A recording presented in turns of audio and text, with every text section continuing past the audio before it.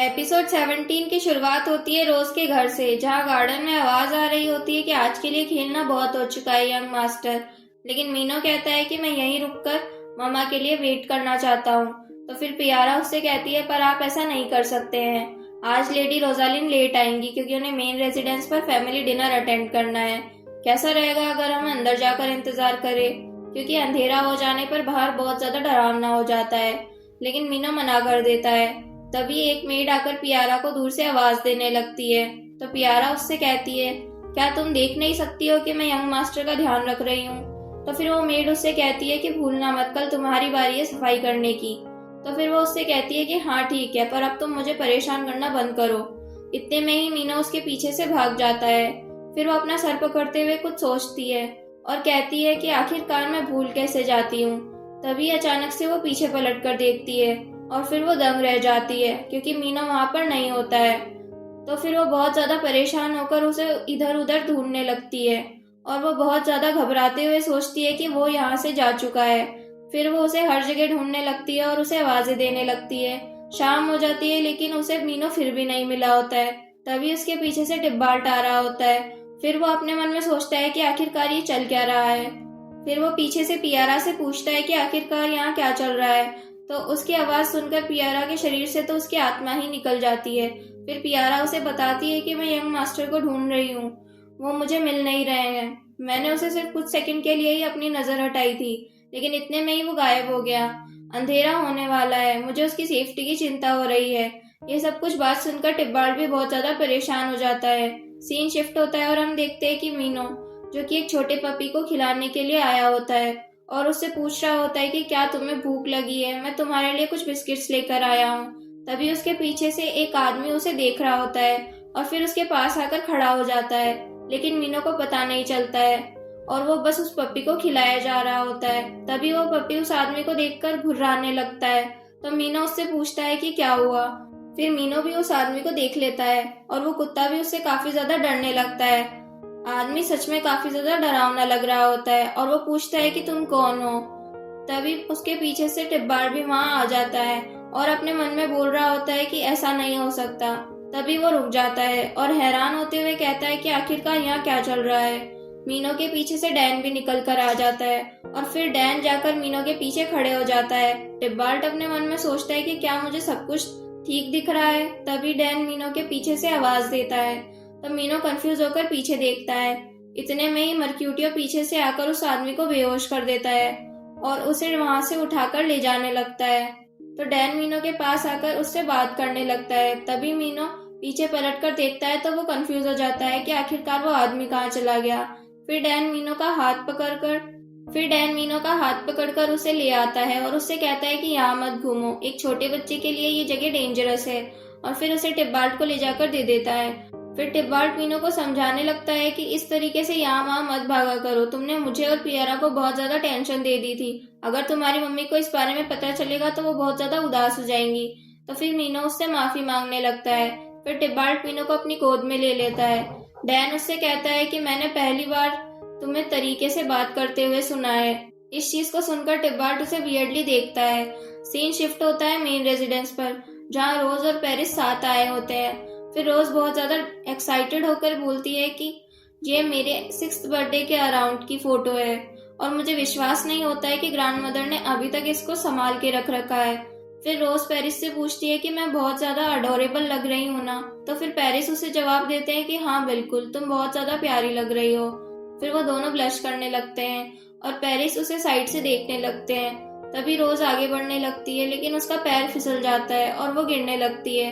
लेकिन पेरिस उसे पकड़ लेते हैं और गिरने से बचा लेते हैं। फिर वो अपने मन में सोचती है कि इनके हाथ कितने ज्यादा गर्म है, क्या ये गूज़बम्प्स हैं जो मुझे फील हो रहे हैं। फिर पेरिस उससे पूछते हैं कि तुम नॉर्मली तो इतनी लापरवाह नहीं होती हो, क्या तुम पिछले कुछ दिनों से अपनी हेल्थ का ख्याल नहीं रख रही हो। तो रोज एम्बेरस होते हुए उससे दूर हो जाती है और कहती है कि मैं ठीक हूँ, हमें चलना चाहिए, ग्रैंड मदर हमारा वेट कर रही है। तो पेरिस रोज पर हंसते हुए कहते हैं कि मुझे नहीं लगा था तुम इतनी जल्दी परेशान हो जाओगी, तुम्हें ऐसे देखकर मुझे बहुत ज्यादा मजा आ रहा है। तो रोज कहती है कि बस भी करो, शायद मुझे ग्रैंड मदर से कह देना चाहिए कि तुम्हारा पेट खराब है और तुम घर चले गए। तो पेरिस उससे कहते हैं कि ठीक है मैडम, मैं समझ गया, अब परेशान नहीं करूंगा। सीन शिफ्ट होता है और वो दोनों डिनर हॉल के बाहर पहुंच जाते हैं। हम देखते हैं कि मैट्रियार्क ने जूलियट और रोमियो को भी बुलाया होता है और वो कह रही होती है कि तुम फाइनली आ गए। मुझे उम्मीद है कि तुम दोनों माइंड नहीं करोगे, मैंने तुम्हें पहले बताया नहीं कि मैंने और भी गेस्ट बुलाए हैं। उन दोनों को देखकर रोज और पेरिस को बिल्कुल अच्छा नहीं लगता। पेरिस रोज से कहते हैं क्या हम बहुत ज्यादा लेट हो चुके हैं तुम्हारी ग्रैंडमदर से ये कहने के लिए कि मेरा पेट खराब है। तो रोज जवाब देती है कि मुझे डर है कि हाँ, हम अभी ये सब कुछ नहीं कर सकते। तो पेरिस उससे कहते हैं कि ठीक है, कोई बात नहीं, मैं तुम्हारे साथ हूँ। रोमियो और जूलियट उन दोनों को बहुत ही ज्यादा मुस्कुराते हुए देख रहे होते हैं और यहीं पर हमारा एपिसोड 17 एंड हो जाता है। एपिसोड 18 की शुरुआत होती है उसी डाइनिंग हॉल से। पेरिस जूलियट के पास जाकर बैठे होते हैं और रोमियो रोज के पास बैठ रही होती है। फिर वो एकदम से रोमियो को देखती है और फ्रस्ट्रेटेड होते हुए अपने मन में कहती है कि बहुत अच्छा, मैं यहाँ सबकॉन्शियसली अपनी आदत की वजह से बैठ गई। अब तो लगता है खा लिया दिखता है मैंने खाना। तभी रोज का ध्यान ग्रैंडमदर की बात पर जाता है, जो कि कह रही होती है कि अरेंजमेंट में सडन चेंजेस के लिए मुझे माफ कर देना काउंट पेरिस। मुझे विश्वास है रोजालिन ने तुमसे बताया होगा कि ये सिर्फ मेरे साथ एक सिंपल डिनर होने वाला है और कोई भी नहीं होगा, लेकिन मेरे शेड्यूल में प्रॉब्लम्स की वजह से मुझे लगा कि ये अच्छा होगा अगर मैंने जो 2 डिनर प्लान किए हैं मैं उन्हें एक ही साथ कर लूं। तो पेरिस उससे कहते हैं कि आपको माफी मांगने की कोई जरूरत नहीं है, मुझे ऑलरेडी बहुत ज्यादा ऑनर्ड महसूस हो रहा है कि मैं आज यहाँ हूँ। तो फिर मैट्रियार्क उससे कहती है कि मुझे अच्छा लगेगा अगर तुम इस चीज के लिए रोजालिन पर ब्लेम ना डालो, क्योंकि उसे भी इस बारे में कोई आइडिया नहीं था। तो फिर पेरिस मुस्कुराते हुए कहते हैं कि ऐसा कुछ भी नहीं है, बल्कि मुझे तो बहुत ज्यादा अच्छा लग रहा है कि आज मैं उसके साथ डिनर करने वाला हूँ। यह सुनकर रोज हैरान हो जाती है और फिर ब्लश करने लगती है और मुस्कुराने लगती है। रोमियो उसे अपनी तिरछी नजरों से देख रहा होता है और फिर अपना मुंह फेर लेता है, जो कि काफी ज्यादा नाखुश नजर आ रहा होता है। तो फिर जूलियट मुस्कुराते हुए कहती है कि ये कितना अच्छा है, हम सब साथ में बैठकर डिलीशियस फूड भी इंजॉय कर सकते हैं और बातें भी कर सकते हैं। तो फिर रोमियो कहता है कि हाँ, तुम सही कह रही हो जूलियट। रोज अपने मन में सोच रही होती है लेकिन मैं तो ऐसा प्रिटेंड करूंगी कि मेरे पास में कोई भी नहीं बैठा है, सिर्फ हवा है। तभी अचानक से रोज की प्लेट में पेरिस खाना रखने लगते हैं। तो फिर रोज कंफ्यूज हो जाती है और उन्हें शुक्रिया करती है, लेकिन पेरिस और ज्यादा रख रहे होते हैं। तो रोज उससे मना करने लगती है कि बस इतना ही काफी है, ये बहुत ज्यादा है। तो पेरिस उससे कहते हैं कि मैं तुम्हें सजेस्ट करूंगा कि तुम्हें ज्यादा खाना चाहिए ताकि तुम्हारे शरीर में न्यूट्रिएंट्स की कमी ना हो। अभी तुम हॉल में इतनी इजीली फिसल गई थी, तुम्हें और ज्यादा स्ट्रेंथ की जरूरत है। तो रोज शर्माते हुए उसे शुक्रिया करती है। जूलियट उस पर हंसते हुए कहती है, कजन तुम्हें काउंट की बात सुननी चाहिए। मुझे ध्यान है तुम काफी ज्यादा बिजी हो प्रिंस के पर्सनल असिस्टेंट बनकर, लेकिन तुम्हें तुम्हारी हेल्थ का भी ध्यान रखना चाहिए। ये तो ऐसा हो गया जैसे कि तुम किसी चीज पर बहुत ज्यादा फोकस कर रही हो और खुद को ही भूलती जा रही हो। तो रोज उसे कहती है, तुम्हें नहीं लगता जूलियट कि तुम बहुत ज्यादा बोलती हो? तो पेरिस उससे कहते हैं कि नहीं, वो सही कह रही है, तुम्हारा रंग फीका पड़ चुका है, तुम्हें आखिरी बार कब अच्छे से रेस्ट किया था? तो रोज उससे कहती है कि तुम भी उसका साथ देने लगे। उनकी ये बातें सुनकर जूलियट अपनी यादों में खो जाती है।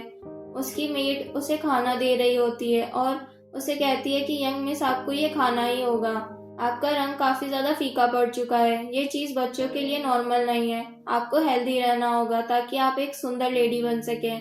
फिर जूलियट अपने आप से सवाल करती है कि आखिरकार मुझे ये चीज अभी क्यों याद आ रही है। तभी वो हैरान हो जाती है। रोमियो उसे खाना देने लगता है और उससे कहता है कि दूसरों की चिंता करना बंद करो और अब अपने आप पर भी ध्यान दो।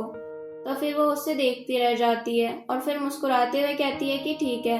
मैट्रियार्क मुस्कुराते हुए कहती है कि ये जवानी भी क्या चीज है, जोश से भरी हुई और हर छोटी छोटी बात पर इतनी फिक्र करने वाली।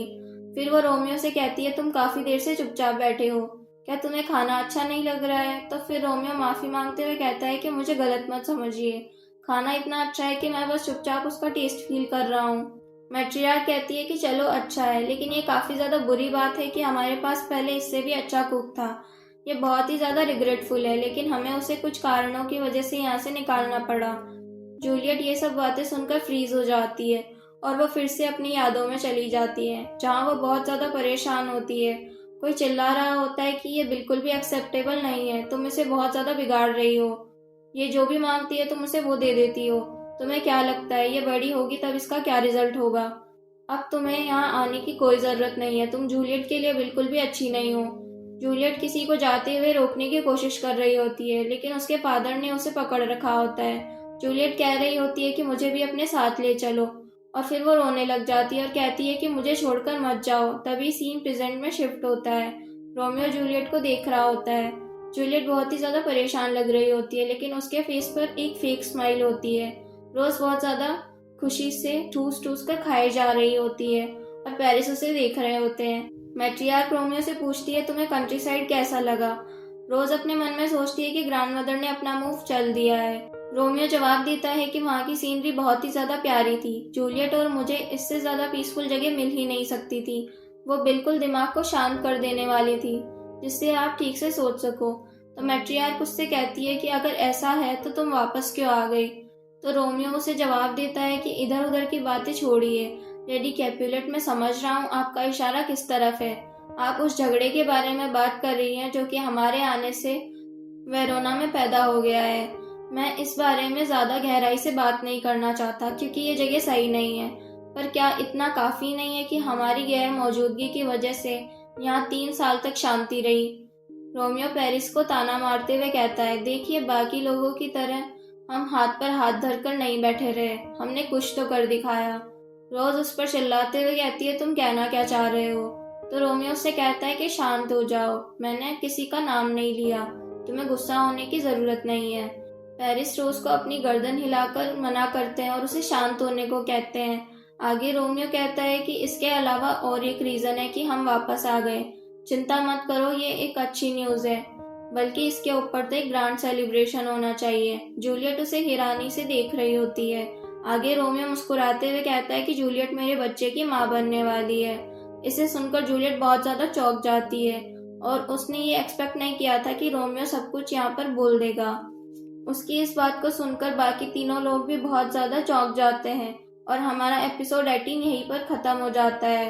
आगे हम देखेंगे कि इन लोगों में क्या बात होती है, और प्लीज लाइक और कमेंट जरूर कर दीजिएगा। वीडियो को यहाँ तक देखने के लिए आप सभी का धन्यवाद।